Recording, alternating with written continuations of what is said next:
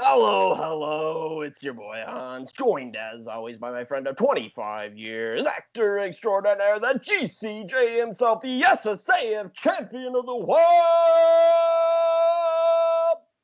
Mr. JP Will. How you doing, buddy? I'm doing pretty good, man. Pretty good. How about yourself? Fantastic. Welcome to the AMBC. Yes. Welcome to the AMB. Sorry. I thought it was going to keep going. I was like, I like this. Go ahead. No. Okay, that's okay. Oh, no. Welcome to Action Movie Book Club, where this week's feature presentation is Kill Bill. Oh, my God. Volume 1. Volume 1. Written and directed by the immortal Quentin Tarantino, starring the gorgeous Uma Thurman. Oh, it's so good. It's so good. I haven't seen this in so long. Me neither. I mean, we'll get deep into this. Yes. But first, what have you been watching, reading, getting into? So I've actually been doing a lot because we haven't recorded in a little bit. So I was catching up with some stuff. I got back into. I started from the beginning reading the Walking Dead comics. Oh, Kirkman. Yeah, Robert Kirkman. I like those a lot. I'm just working my way through those. It's like a thick. Oh, the big omnibus or whatever. Yeah. Okay, cool. Yeah, I'm reading those again, and of course they're super super dark. So I'm kind of supplementing them with other things like. So much better than the show. Oh my God, they're incredible. The show. I finally gave up watching it because I used to watch it, and I did that too for a while. I can't do this to myself anymore. Yeah, I mean, I think that first season, I think is one of the best seasons of TV. The Frank Darabont stuff is great. Have you heard the guy who does Whitmore or something? His name. He does a lot of voice acting stuff. He's the voice of Darth Maul on Clone Wars and all those series. I think so. Okay, he was the soldier. You know, the soldier that gets that reanimates in the tank. When There was supposed to be. I saw this interview with him. There was supposed to be him and Darabont talked about this, a flashback of how he got there, showing the fall of society with the military in place and and then how he ended up in that tank.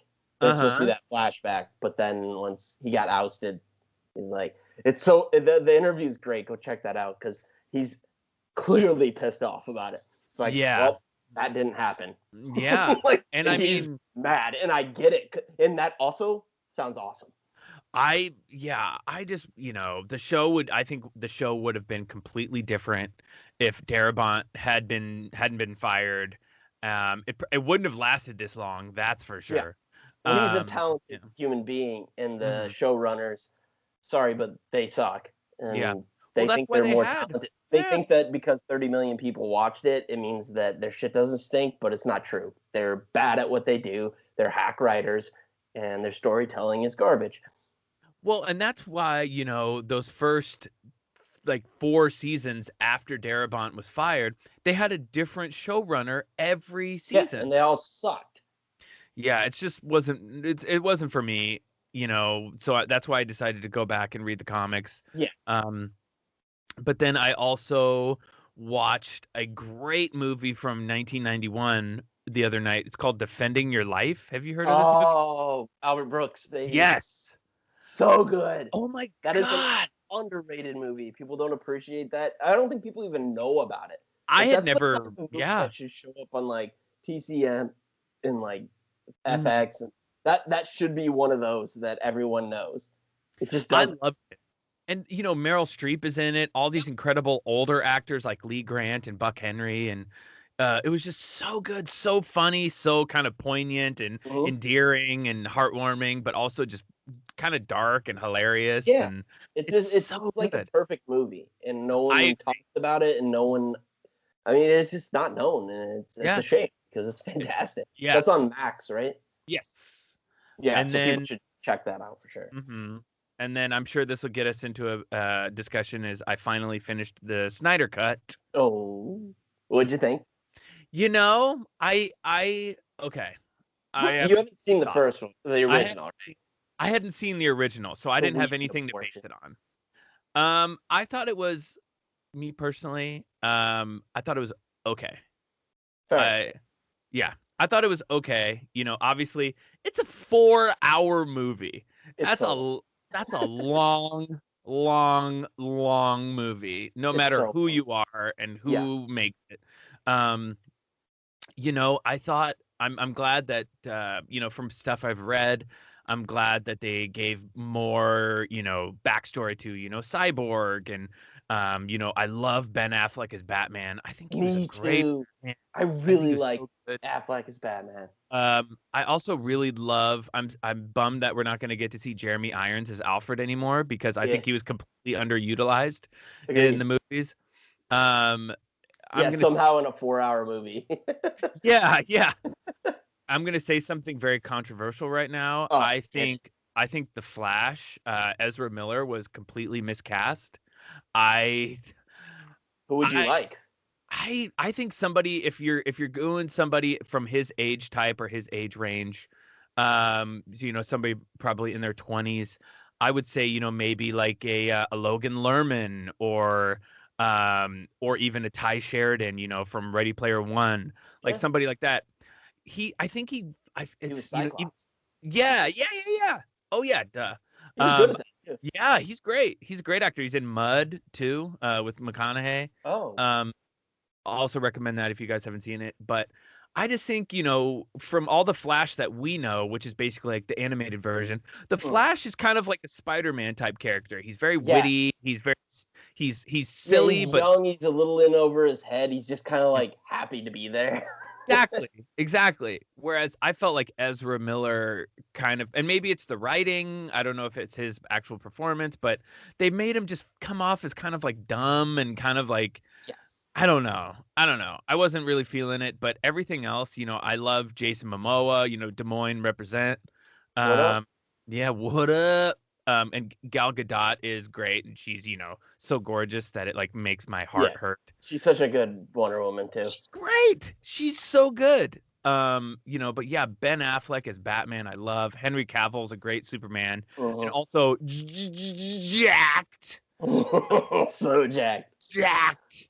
But yeah, I liked it. I appreciated it, but it makes me really excited for Matt Reeves as Batman with Robert Pattinson. Robert Pattinson. Robert Pattinson. But yeah, sorry for overtaking the show for a little bit. What have you been reading, No, seeing, no. doing? I see. That's interesting because I loved it, and I think I wrote a review. It's on actionmoviebookclub.com. I did a spoiler-free review, and then at the bottom there's spoilers. I make it very clear. But I loved it, and I think it's because unlike you hadn't seen the first one, and Mm, I had, and I okay. hated it so much, Yeah, and they fixed so much of the things I hated, got all you. the weedification of it that was just fucking terrible. Yeah, yeah. And so I really enjoyed it. But I love hearing an unencumbered opinion about it without that extra information that you can just watch it in a vacuum. You don't have other things influencing it Mhm. because I have Yeah, had a lot of things influencing it. yeah. So, Because so yeah. I just love, I love a superhero movie and I'm forgiving as much of a superhero movie mhm. as anybody else. But, putting putting Justice League up against, the last two Avengers movies like Infinity War and Endgame, like those will win all day. I felt Oh like yeah, there was more, you know, Snyder's got nothing on the Russo brothers. Sorry, yeah. sorry, Sorry. Snyder Bob, Sorry, but Mr. Snyder. you bunch of insults.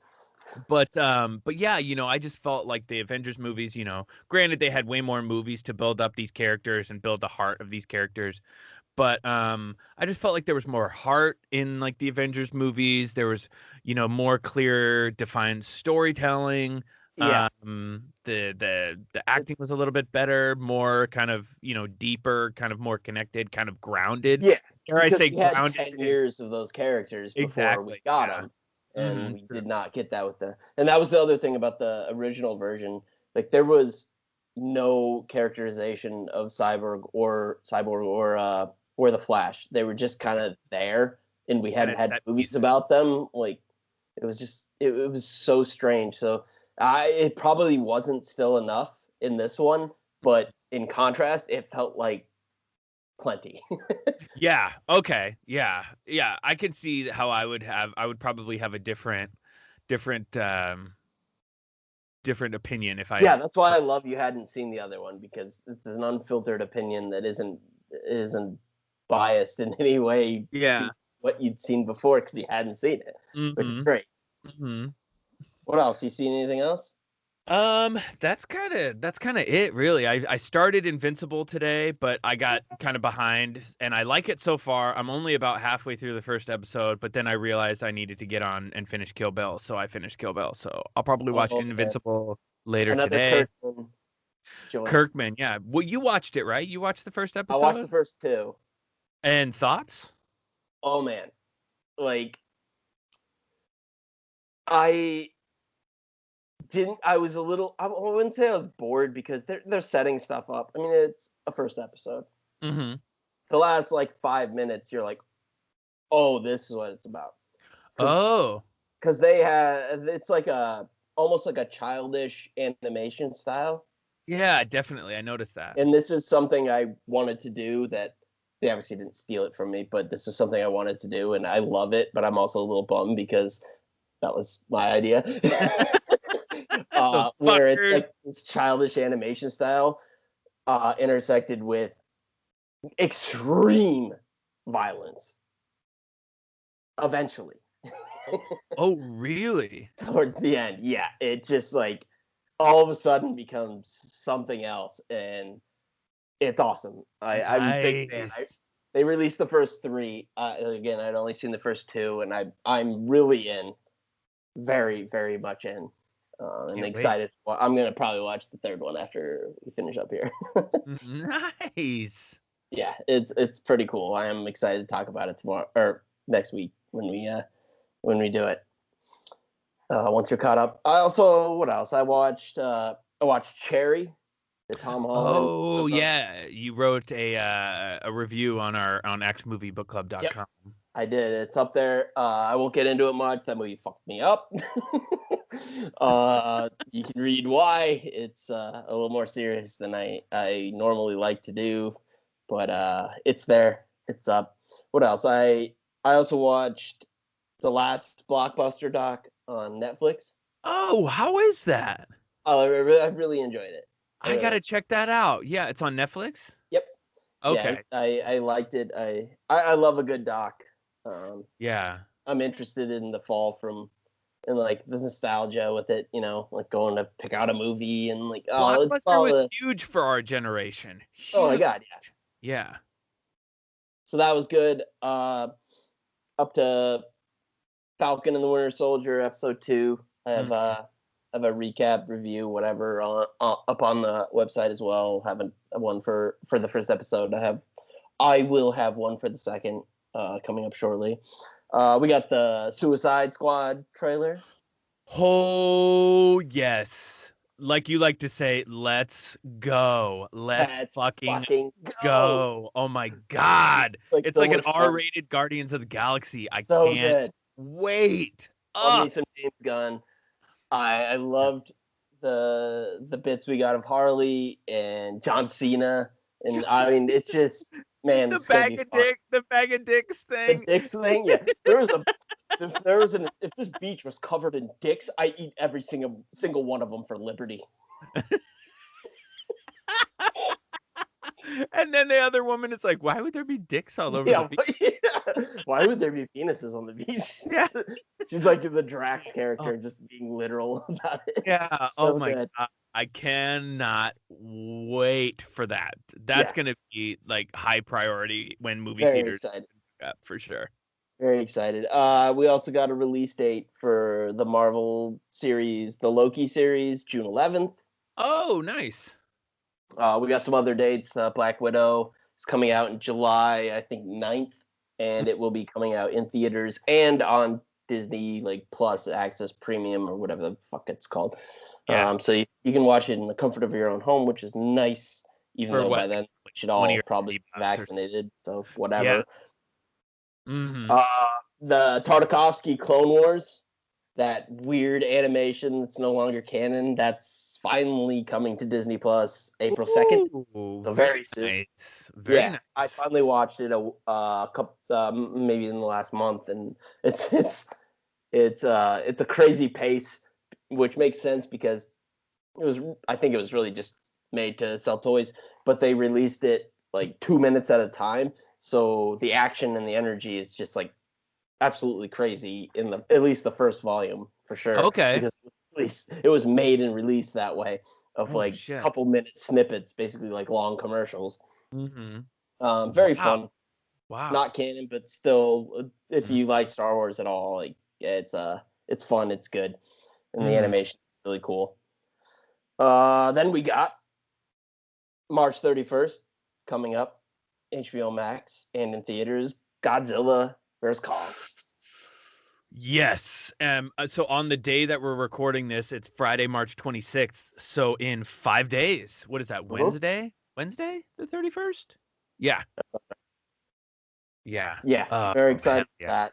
That'll be That's fun. Gonna be cool. Who you got? Who you got? Godzilla or Kong in a fight? I mean, Godzilla, all things fair, but of course it's gonna be like an even, an even match. Yeah. As our good boys, Mr. Sunday Movies say, they fight a bit and then they're mates.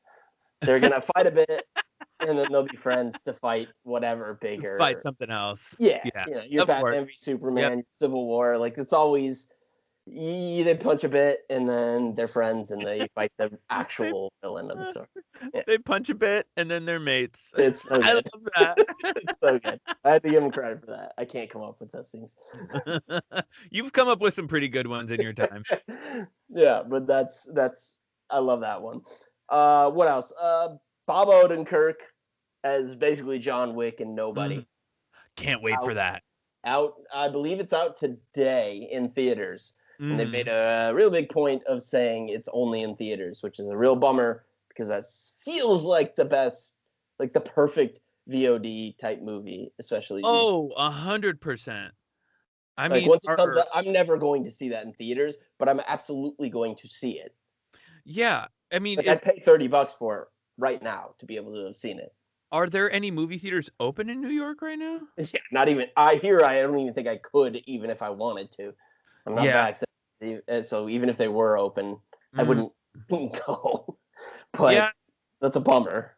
But there's movie theaters open in LA. I was just looking up the show times right now, but I mean, I think it's out. Movie theaters are only at 25%. So if it's 100 seats in the movie theater, you get 25 seats. So yeah, it's a weird move because they've done they've really gone out of their way in the promotional material to say that it's only in theaters. Mm-hmm. Whatever.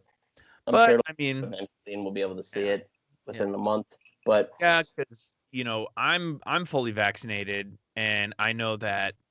What did Biden, Papa Joe say? Grandpa Joe, he said by the end of May that every adult should be vaccinated in the United States, something like that. That's probably right. I figured end of May, beginning of June would be when I would be able to hear because it's just a quagmire of. I mean, there's 7-8 million people in like a couple square miles, so yeah, same here. Yeah. But yeah, that's about all I got. You got anything else? I'm all set to dive headfirst into this Kill Bill situation. Oh, yeah. Then let's get into our feature presentation.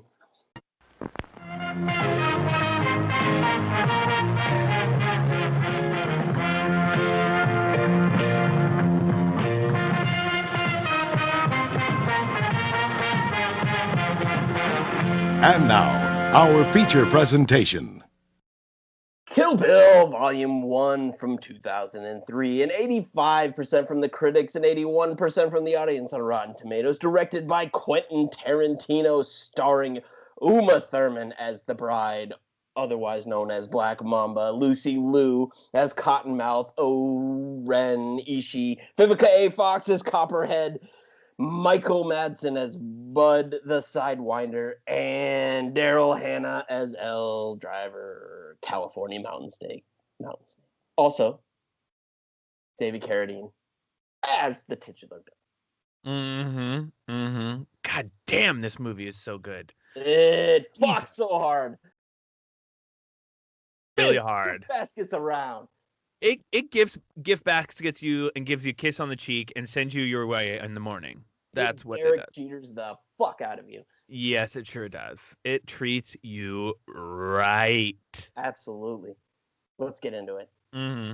We open with a bloody bride, Uma Thurman, on the ground, a little monologue, then bang. And just Bill, he has some fucking badass lines in this where he's just like, do you find me sadistic? And then she's like, and then when he points the gun at her and he goes, this is me at my most masochistic.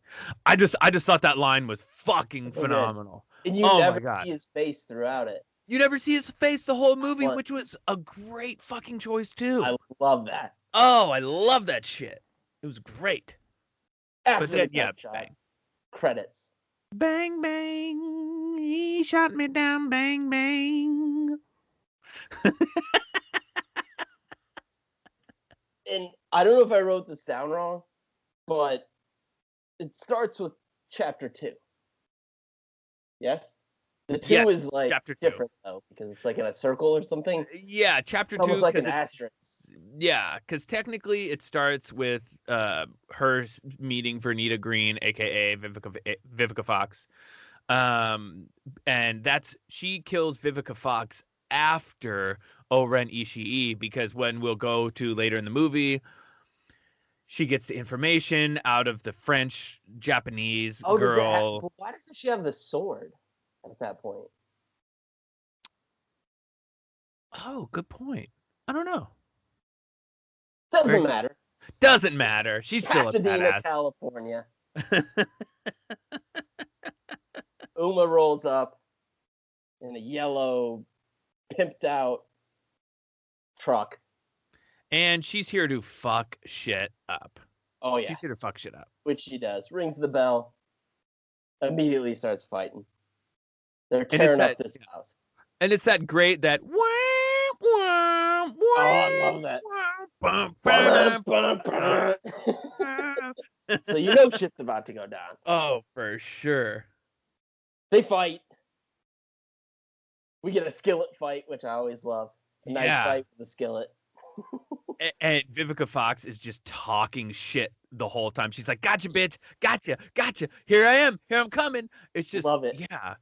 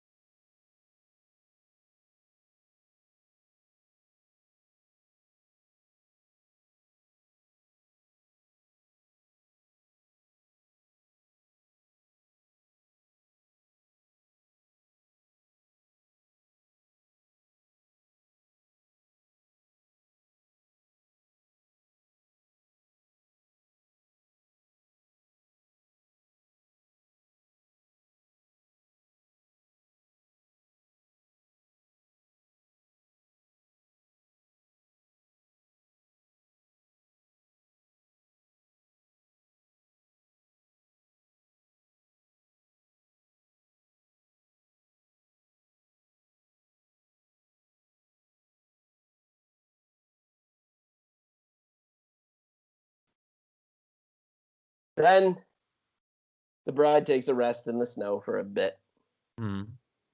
Crosses Oren off her list.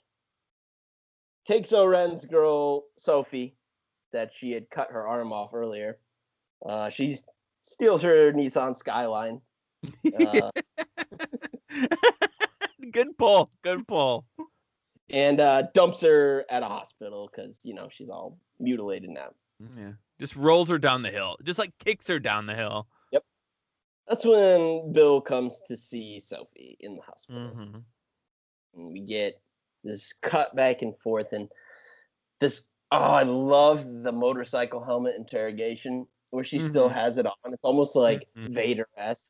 Yeah, because you've got the Tarantino trunk shot, but it's out of the trunk, interrogating her, looking down on her in like this semi-muffled voice and this dehumanized look because she's got this helmet on, so it's not a person, and just this, and she's talking. Oh God, the thing she says to her is like you're gonna tell me what I need to know. I'm going to keep cutting things off until I find something that you'll miss. Oh, yeah. Every time you don't give me answers, I'm going to cut something off. And I promise you, there'll be things you will miss. I was like, yes! Unbelievable. Yes! You don't actually find out what she cut off because this entire scene is cut between that trunk shot and a very close-up shot of Sophie's face in the hospital with, like, Bill putting her hand all over her face in a really creepy way. And she explains why she left her alive. So she could tell Bill all these things. Yep. I love that. He's just like, and I wanted him to know that I know that he wanted me. Like, he's over and over. Yep. And then we cut to plane ride. She's on the plane. Death list. She's writing it down, crossing names off. Next name on the list is Bud. Mr. Michael Madsen. We end with, and then next after that, he's number 3. L, Eye Patch Yourself, Daryl Hannah, number 4. And finally, number 5 is Bill. We end with Bill's saying, one more thing, Sophie. Is she aware her daughter's still alive? I remember seeing that in the theater and just being like, just going, what? Credits. And it's just that. So, this like Western music. So good. God damn, I love this movie. Holy shit. It's so good. It's Tarantino, man, I know he steals a lot and whatnot, but great, the old saying, great artists steal, There's no such thing as an original idea. Everything anymore, no. has been done in one way, shape, or form. It really we're has. all just doing our take. What we're doing right now has never been done. Exactly. Everything has been done. Humans have been here for thousands of years. Everything has been. Yeah, pretty much. Yeah. And it's unique for him. And he's also, in defense of him, he's not shy about saying, this was my influence. Like, I got that from this movie or that movie. Or like, that's why I did this. Yeah, agreed. Well, I have lots of trivia for this movie. Oh, hit us with some trivia. Oh, man. There's, if you really want to read a lot about this movie, go to the IMDb trivia section. There is a ton of stuff. So I did my best to kind of just go through everything. But firstly, according to Quentin Tarantino and Uma Thurman in the DVD documentary, the idea for doing Kill Bill began during the filming of Pulp Fiction. The two began talking about the kinds of movies that they would like to do, and Quentin said he would like to do a 70s-style kung fu flick. Uma came up with the film's opening shot of her beaten up and wearing a wedding gown. Awesome. The shot where the bride splits a baseball in two with a samurai sword was done for real on set by Uma Thurman's stunt double, Zoe Bell. Holy shit. Yeah. That's awesome. Nowhere. That actually makes sense because that was kind of a weird scene. Mm-hmm. But the fact that they did something really cool, they had to be like, yo, we got to use this. We got to do this. Even though it was kind of dumb if you really think about it. Yeah. It didn't make any sense. Not really. But that makes it make sense to me. Like, totally. I'm okay. Yeah. I'm good with that. Like, they did it for real really on set. Fucking cool. Yeah. You have to use it. All right. Yeah. Things make sense. Quentin Tarantino owns the Pussy Wagon and drove as his everyday vehicle to promote the release of Kill Bill Volume 2. He licensed use of it for the Missy Elliott music video, I'm Really Hot, and it also appears in the video for Telephone by Lady Gaga and Beyonce. Of course he did. Is that something you can rent, like the Batmobile? Oh my God, that would be amazing.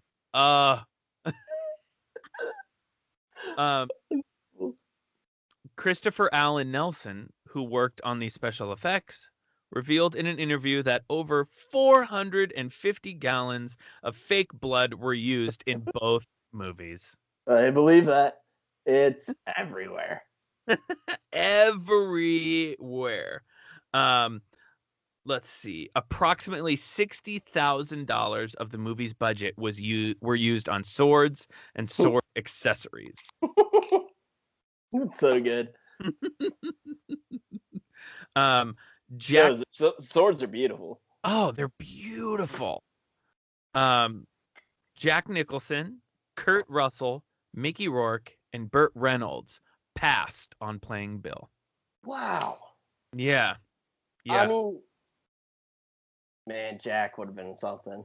Fuck, Jack would have been something. Kurt Russell would have been something. Oh my God. And Russell's worked with him too, right? Yeah. On like Death Proof or something like that. Yeah. Or... Death Proof, yeah. And then Hateful Eight now. Yeah, who passes on Tarantino? Like he's at the peak of his powers at that point. I don't know. That's crazy. Yeah. I guess Will Smith did for Django, so. Yeah. Which, what the fuck were you thinking, Will? What the fuck were you thinking? Yeah. I'm glad he did. I love that. Jamie Foxx was Jamie Foxx fucking rules. Yeah. Jamie Foxx is too talented for this world. He's one of those human beings who's like, it makes you angry because it's like you shouldn't be able to be this funny, this good of an actor, this good of a singer, this good of a performer, and then also like he's likable. Yeah, exactly. Charismatic as fuck. He seems like a deep human being. Yeah. Like, fuck you, man. Exactly. I love you. I hate you because I love you. Exactly. I hate you because I love you, Jamie. Yeah. Come on. According to Uma Thurman, Quentin had her watch 3 movies in preparation for this film. Oh, which ones? John Woo's The Killer, which is so good. If you haven't, I haven't seen that. We'll have to do that one. We're gonna do that one for the pod, definitely. Coffee, starring Jackie Brown star Pam Grier. Oh. And Sergio Leone's A Fistful of Dollars, starring Clint Motherfucking Eastwood. Hell yeah. Yeah. There's so much Western vibes, like mostly in the musical choices. Yeah, definitely. Very what's his name? Ennio Morricone.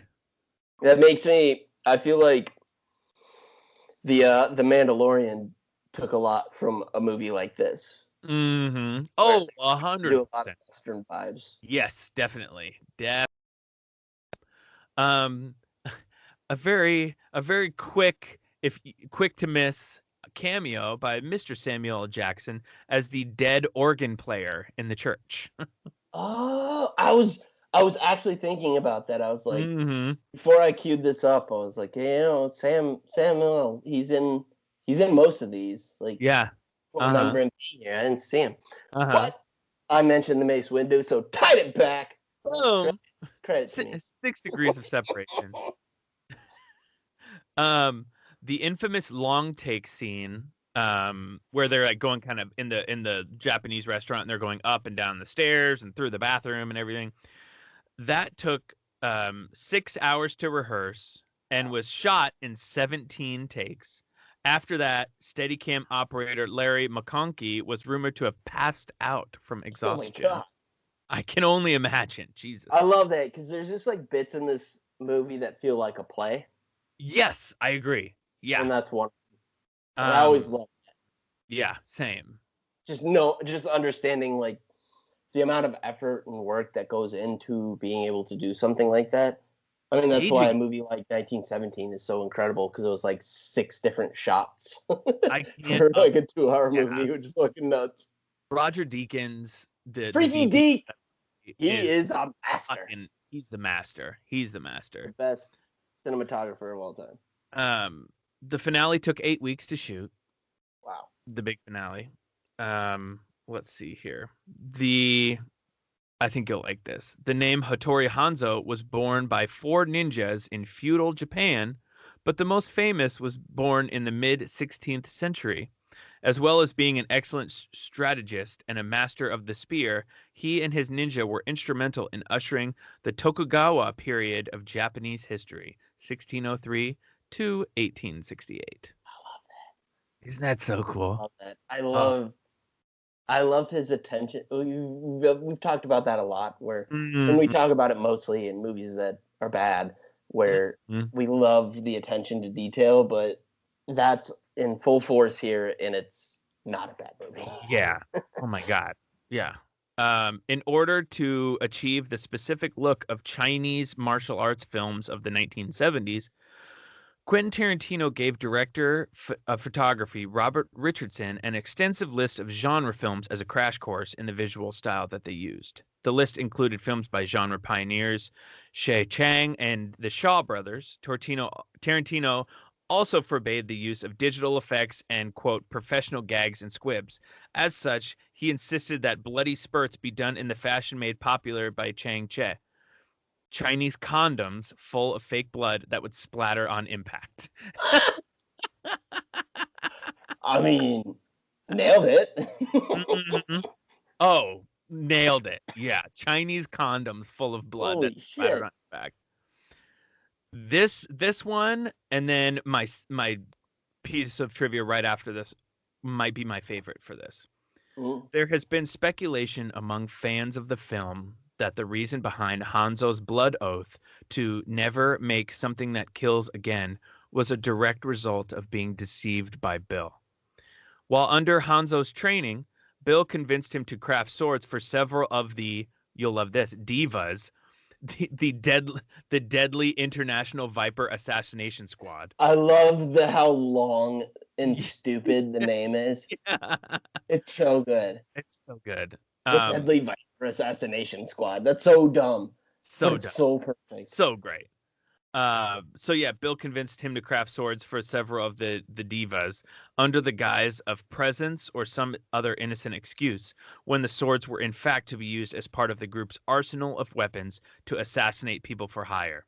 When Hanzo discovered Bill's true motivations, he was so disgusted and scandalized by this.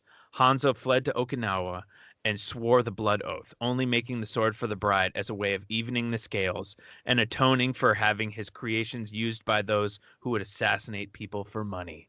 I love that. Yeah, because it makes sense, because they never really, they don't delve into why just dropping his name is his reason for being like, I'm back in the game. I love that. Warren Beatty was originally offered the role of Bill. After turning it down, he suggested to Tarantino that he use David Carradine. Wow. Carradine, man. Yeah. Woo. Yeah. He's so good. Mm-hmm. He gets a lot more shine in the next one. But, man, he's such an ominous presence here. Exactly. And his voice is just that, like, calm, collected. Yeah, calm and methodical, and, like, and it's a weird combination of like this samurai film, but like he almost has, it's almost like a southern accent, like it's like a weird, almost hillbilly like talking, but oh man. Yeah. Oh. According to David Carradine, The man in the anime flashback who kills O-Ren's father was a younger Bill. Oh. Yeah. I love lore like that. I love lore. Me too. I know, me too. Oh my God, I love lore. And the last, but certainly not least, body count. Body count. Body count. Body count. You gotta Oh get. my God. Well, we at least have 87. Yeah. I'm gonna go with 92. 95. Fuck, I was so close. So close. I could have taken a second to count. And that's the Fired trivia. from the hip, like an asshole.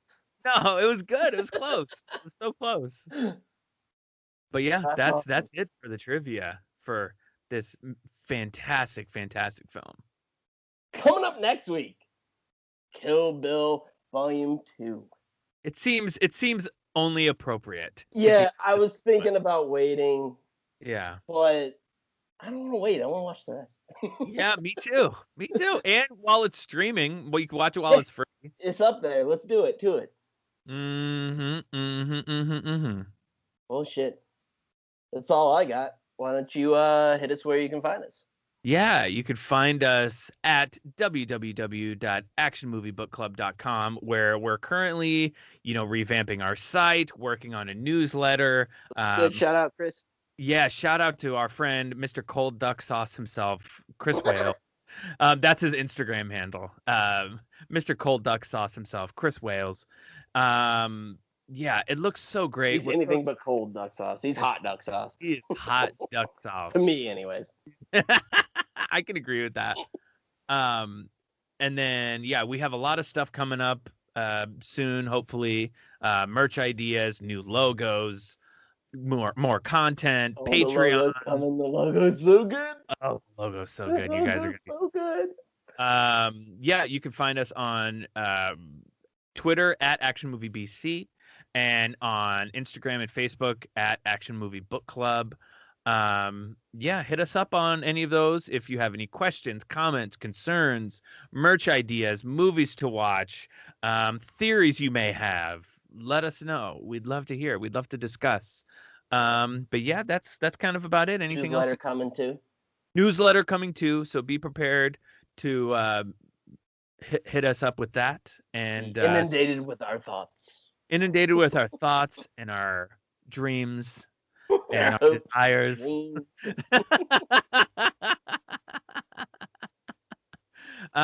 But yeah, that's kind of about it. You got anything to add? I got nothing. Why don't you take us out? Happy trails, Hans.